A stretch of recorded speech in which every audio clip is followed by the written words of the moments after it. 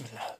Furieux et meurtri jusqu'au plus profond de lui-même, Grant se dirigea à grands pas vers le véhicule. Grant, Grant, attends, cria Evan. Sans lui prêter attention, Grant déverrouilla sa portière, mais Evan le rejoignit avant qu'il pût s'enfermer dans sa voiture. La mettre à la porte ne résout rien, remarqua Evan. J'espère que tu plaisantes, répliqua Grant en le fusillant du regard. Non, il faut que tu te calmes et que tu comprennes ce qu'impliquent les propos de Garrett. Les enfants étaient censés hériter d'un ranch, et nous ne le savions même pas. Et alors, il est toujours temps de faire valoir leurs droits. Mais tu ne comprends donc pas, insista Evan avec colère. Les ranchs là-bas valent des millions de dollars, et nous ne savions pas que l'un d'eux revenait au triplé. Non seulement nous avons failli en tant que tuteurs, mais nous désintéressant du passé d'Angela, nous avons volontairement ignoré ce qu'il pouvait cacher. Que veux-tu dire? Je n'en sais rien, concéda Evan. C'était juste pour te montrer qu'en toute logique, nous avons de la chance que Kristen Devereux soit tombée du ciel. Grant se contenta de laisser échapper un grognement ironique. Suis sérieux, reprit Evan. Arnie Garrett aurait eu beau jeu d'attaquer le jugement en prétendant que nous nous étions désintéressés de la situation des enfants. Tu crois que cela aurait suffi pour qu'il obtienne leur garde? Comment être sûr du contraire? Grant, ses enfants avaient une mère, Angela, et Angela avait une sœur, leur tante. Que cela te plaise ou non, Kristen représente leur famille maternelle. Cela ne me plaît pas. Évidemment, tu n'aimes pas tout ce qui vient contrarier tes plans soigneusement établis. Mais figure-toi, Grant, que dans la vie, tout n'ira pas selon tes désirs. Et soit dit en passant, il ne s'agit pas de ta maison, mais de notre maison et de celle des enfants. Donc Kristen restera. Très bien. Tu garderas Madame Devereux à la maison, si longtemps que tu le souhaites. Quant à moi, j'irai ailleurs. Grant claqua la portière pour ne pas entendre le juron proféré par son jeune frère. Puis il démarra en trombe sans savoir où il allait. Il avait entendu dire que certaines personnes voyaient rouge lorsqu'elles étaient en colère. Pour la première fois de sa vie, il comprenait ce que signifiait cette expression. Après qu'il eut parcouru une dizaine de kilomètres, dans la forêt de plus en plus sombre et dense, sa colère commença à refluer. Aussitôt remplacée par une vague d'amertume, Kristen l'avait trompé. L'idée qu'elle simulait des émotions chaque fois qu'il s'embrassait avec passion lui était insupportable. Non parce qu'il désirait plus que tout qu'elle l'aimât, mais parce que lui-même avait découvert des sensations inconnues, d'une intensité qu'il n'avait jamais éprouvée.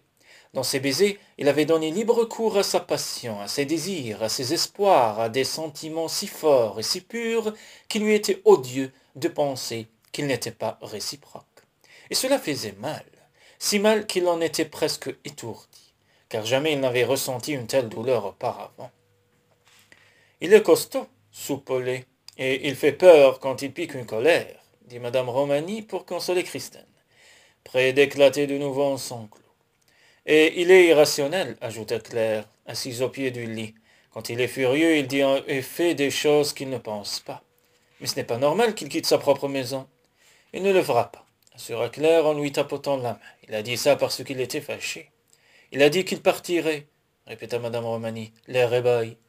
En fait, expliqua Kristen en se redressant pour regarder ses deux amis, tant que je suis ici, il ne veut pas y être. Oh, murmura madame Romani. Ne t'inquiète pas, reprit Claire.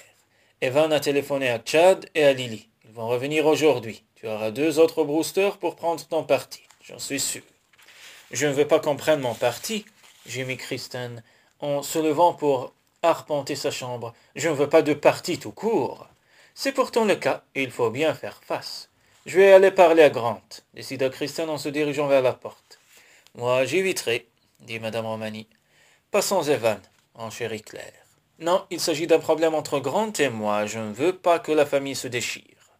Elle savait que Grant faisait ses valises, aussi courut-elle droit vers sa chambre. Sans prendre le temps de réfléchir, elle frappa à la porte. « Qu'est-ce que c'est ?»« C'est moi, » dit Kristen après s'être éclairci la voix. « Je peux te parler ?»« Passons la présence d'un avocat. »« Comment ?» murmura-t-elle confondue. « Tu m'as bien entendu. Je ne te parlerai qu'en présence d'un avocat. C'est ainsi que ta famille règle les problèmes ?»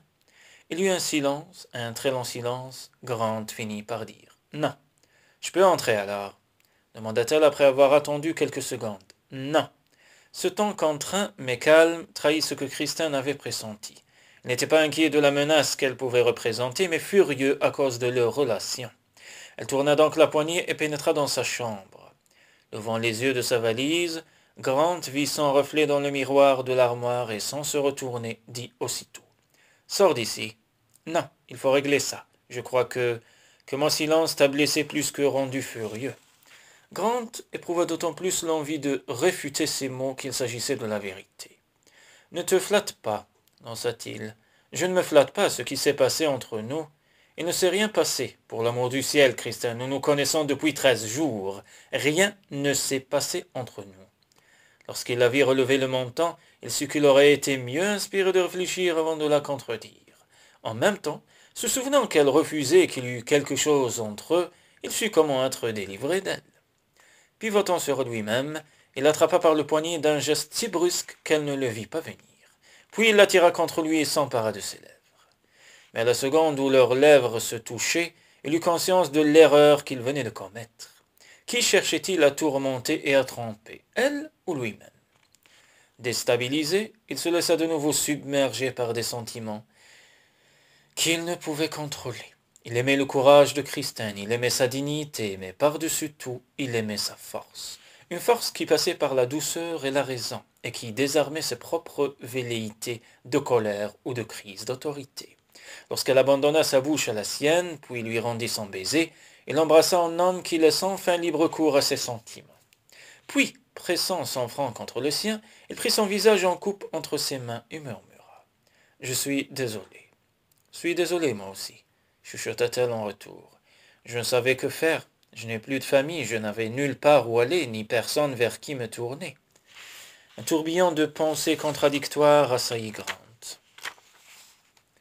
Lorsqu'il l'entendit évoquer le besoin qu'elle avait de lui, ne venait-il pas de tomber dans le piège qui s'était déjà refermé sur lui? Il laissait de nouveau ses sentiments le gouverner, alors qu'il n'avait aucun moyen de savoir ce qu'elle éprouvait vraiment. De plus, ne lui avait-elle pas déjà menti? Qui sait, en vérité, si elle ressentait quelque chose pour lui? Quant à la fougue avec laquelle elle lui rendait ses baisers, elle ne trahissait peut-être que son désespoir de se voir démasqué. « Chad et Lily seront là demain, » finit-il par dire en s'éloignant le plus possible d'elle. « Je pense que nous ne pouvons sortir de cette situation seuls, et qu'il vaut mieux attendre que Chad et Evan soient présents. Je propose donc que nous nous acquittions de nos tâches quotidiennes en attendant demain. »« Cela signifie-t-il que tu restes ?» demanda-t-elle. « Je reste, confirma-t-il, mais je préfère que tu ne parles de cette conversation à quiconque. »« Pourquoi ?»« Parce que nous ne sommes pas ensemble, dit-il, de nouveau saisi par la colère. Et cependant, nous ne cessons d'agir comme si c'était le cas. Nous ne prendrons plus aucune décision avant d'avoir vu la famille. » Christine comprit aussitôt ce que cela sous-entendait. Il ne voulait pas qu'on l'accuse d'éprouver des sentiments pour elle, d'autant qu'il n'éprouvait sans doute rien du tout, car à la vérité, ils se connaissaient depuis si peu de temps que la force qui les poussait, dans les bras l'un de l'autre, pouvait n'être que purement physique, un simple désir sexuel. Levant le menton de nouveau, elle déglutit avec peine avant de dire, d'une voix qu'elle espérait égale, « Je serais heureuse d'attendre de rencontrer tes frères. » Elle savait qu'elle avait un allié en la personne d'Evan et pressentait que Chad le serait aussi. Grant ne lui livrerait sans doute pas une bataille acharnée, mais il ne lui ferait pas de cadeau. Ce qui valait mieux, finalement, puisque la seule chose qu'elle attendait de lui était de l'amour, et qu'il semblait incapable d'éprouver un tel sentiment. Lily, en entendant l'exclamation affectueuse poussée par madame Romani, Christine sauta de son lit et descendit la moitié de l'escalier en courant, avant de s'arrêter net pour regarder le jeune couple qui se tenait dans le hall. Ils étaient tous les deux resplendissants. Blonde, avec les yeux bleus, Lily avait une silhouette qu'aurait pu lui envier un top modèle. Quant à Chad, grand et distingué dans sa veste de tweed, il aurait pu incarner un idéal de bonne éducation et de sophistication. N'était la lueur un peu sauvage qui étincelait au fond de ses yeux clairs. « Christine » appela madame Romani en l'apercevant. « Que faites-vous là-haut? Descendez donc avec la famille. » Des larmes inattendues lui piquèrent soudain les yeux. La famille. Elle n'avait pas de famille, et si celle-ci voulait bien l'accepter en son sein, ce serait avec réticence, car elle avait aussi compris cela au cours de sa nuit sans sommeil. Elle représentait l'atout majeur des Brewster pour conserver la garde des triplés.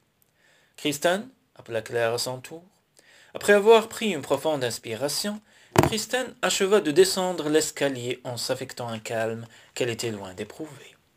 « Kristen, je te présente Chad, mon plus jeune frère, et sa femme, Lily, dit Grant d'un ton un peu contraint.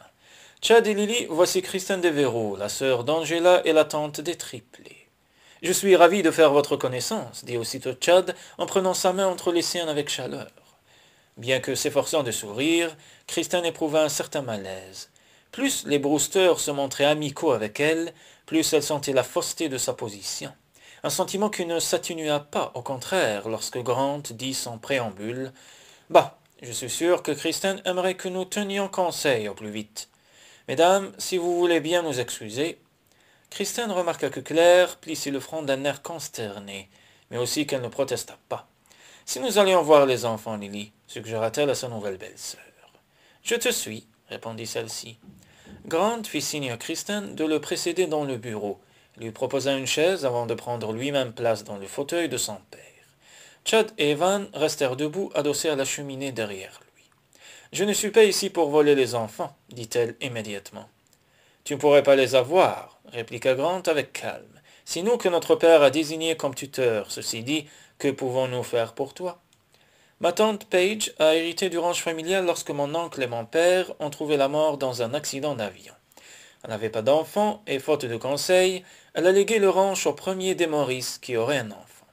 C'est intéressant, commenta Chad.